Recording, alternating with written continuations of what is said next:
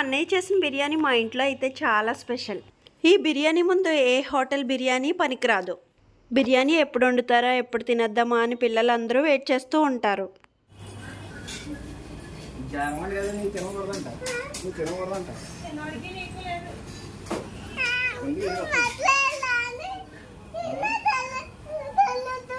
మా శాన్వికి ఈ బిర్యానీ చూస్తుంటే నోరు ఊరిపోతుందంట. ముందుగా బాస్మతి రైస్ని 70% ఉడికిన తర్వాత వాచేసుకోవాలి. కనీసం గంట ముందు చికెన్లో ఉప్పు, కారం, అల్లం వెల్లుల్లి పేస్ట్ వేసి మసాలాలన్నీ బాగా దట్టించి గంట పాటు ఫ్రిడ్జ్లో పెట్టుకోవాలి.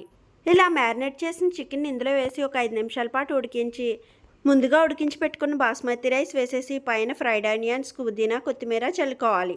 మూత పెట్టేసి 40 నిమిషాల పాటు దమ్ పెట్టుకోవాలి. మా స్పెషల్ దమ్ బిర్యానీ అయితే రెడీ అయిపోయింది. మనోళ్ళు బిర్యానీ మామూలుగా కొమ్మట్లేదుగా.